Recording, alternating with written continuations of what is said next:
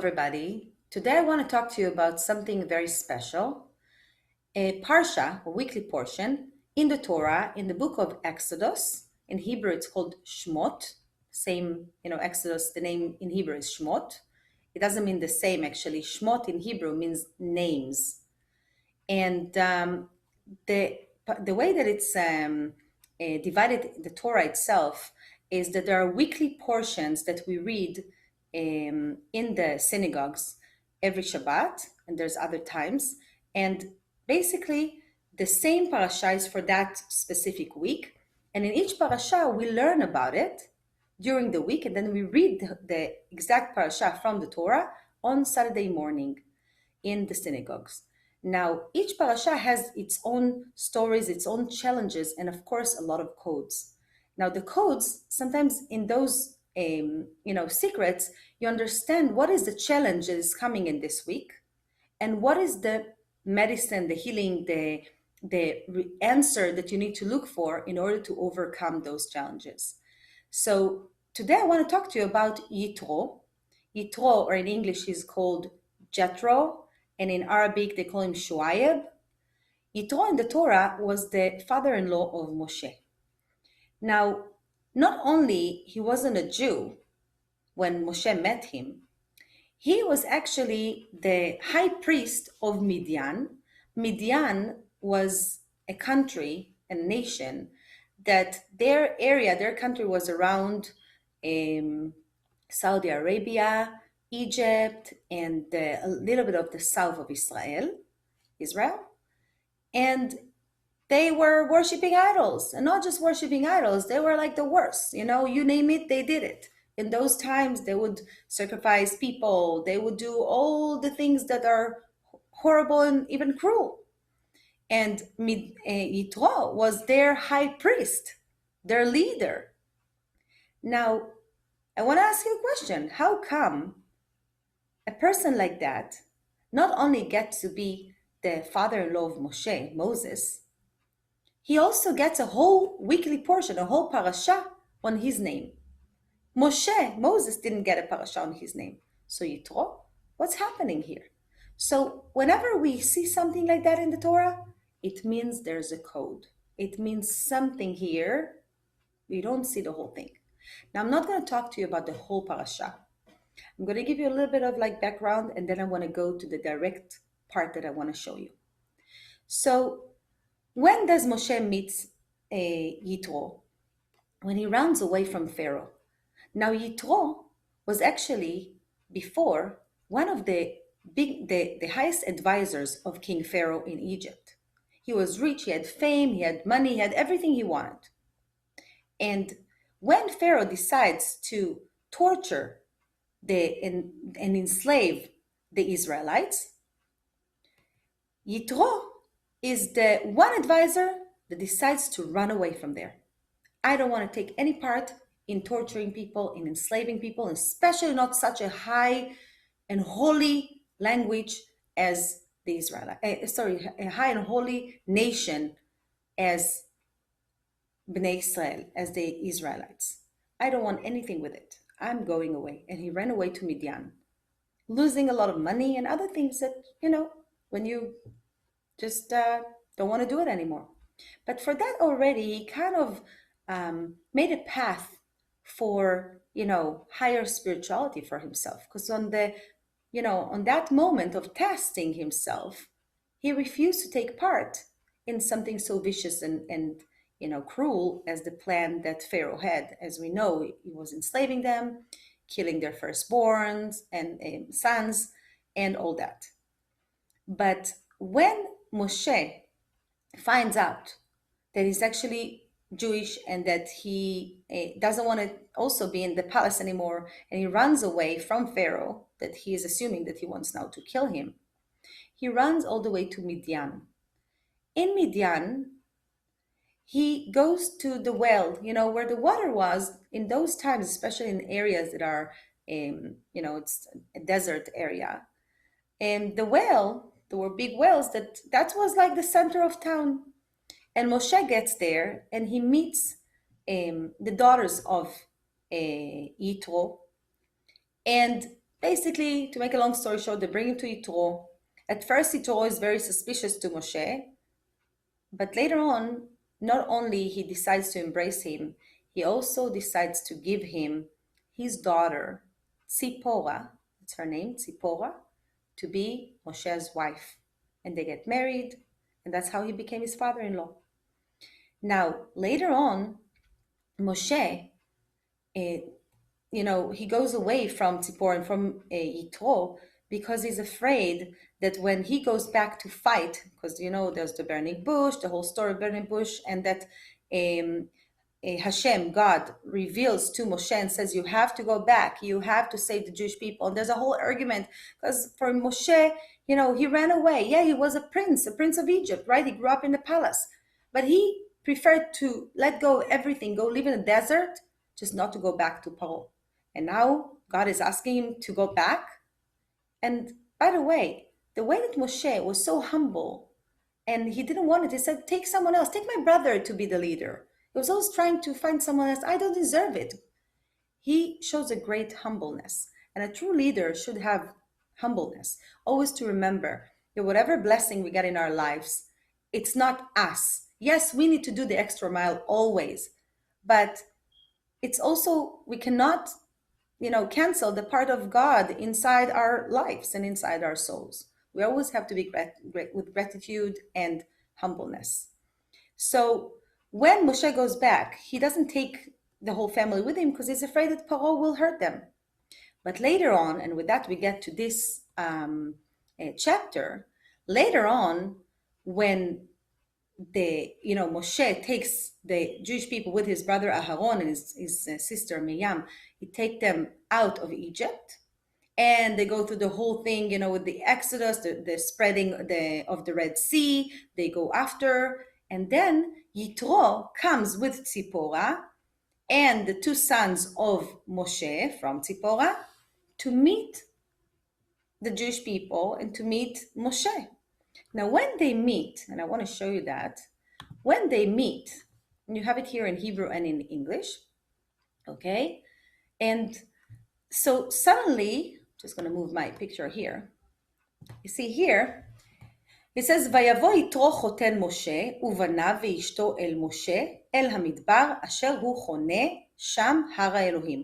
So you can see, and Jethro, Moses' father-in-law, came with his sons and his wife unto Moses, into the wilderness where he was encamped at the Mount of God. Okay, that's what I just said, right? But then he says something to Moshe. ויאמר אל משה, אני חותנך יתרו, בא אליך ואשתך ושני בניה עמך. Now when you read it in English, it doesn't say anything special. It says, and he says unto Moshe, I thy father-in-law, Jethro, and coming unto thee and thy wife and her two sons with her. So basically he says, I am your father-in-law, Yitro. Wait a minute.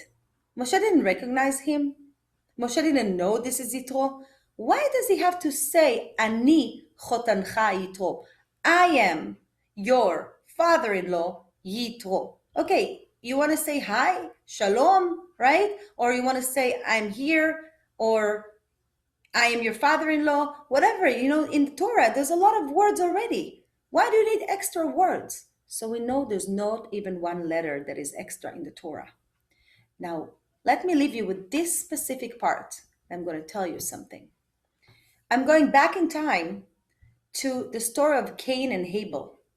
Cain and Abel, we know, and you can go after and check the story in the Torah, that they were the sons of Adam and Eve, Adam and Chava in Hebrew. And we know that Cain murdered Abel, Hevel in Hebrew, Cain and Hevel in Hebrew. And we know also that there was a whole curse, the Cain, sign that Hashem put on his forehead so nobody can kill him later. And, it was the first murder in human history and was so painful for, of course, Adam and Chava. And in the Torah, they write only the basic story that They were giving offering to God, to Hashem, and Hashem received from Hevel and not from Cain. Cain got jealous and he murdered Hevel. But in the Torah, we have levels and codes. And what we have here is a code, and I will tell you what it says. So there is a book, a holy book in Judaism that has all the secrets of the Torah. That book is called the Zohar. And in the Zohar, they explain that actually Cain and Hevel were fighting for something else. In those days, the soulmate of a person, you didn't have to look for them and to have, all this misery the way we have today. You have to go sometimes to the other side of the world to find your soulmate. And even then, when you get married, you're not even sure that that's your soulmate, right? And we go through all that. In the times of Adam and Chava, of Cain and Hevel, it was very easy. They were born with their soulmates.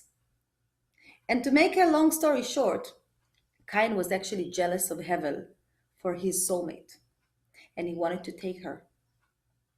And that was one of the main reasons for the murder. Now, what we're seeing here, and in the same book, in the Zohar, they say that Moshe had a spark of the soul of Hevel, and Yitro had the spark of the soul of Cain. And when he comes, Yitro, to meet Moshe, and he says, Ani chotancha Yitro, I am your father-in-law Yitro. If you take in Hebrew the first letter of each word, Aleph, Chet, and Yud, you get the word Achi, my brother. So he was actually making the correction of so many thousands of years on that moment next to Mount Sinai when they were about to receive the Torah. The two souls of the brothers, Cain and Hevel, were reuniting, and the soul that Cain was supposed to return back, she was actually reincarnated as the daughter of Yitro, Tzipora. And by giving back to Moshe his soulmate, Tzipora, they made a tikkun. In Hebrew, it's called tikkun, a correction that is kind of chasing them who knows how many centuries from before. So everything we do in life, things that we are attracted to the most or hate the most, they have to do with our tikkun, with our own correction of our souls. In Judaism, we believe in reincarnation also, that it's not the first time.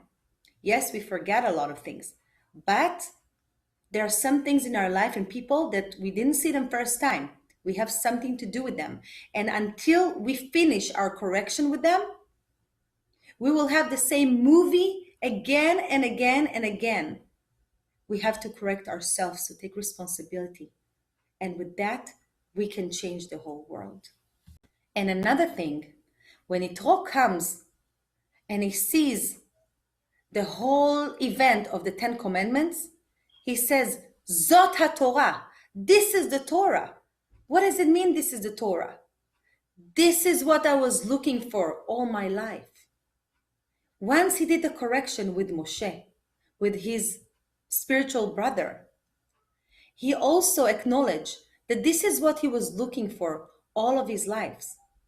Means he was high priest for worshiping idols, and he did this, and he was a sinner, the greatest sinner in history in that time.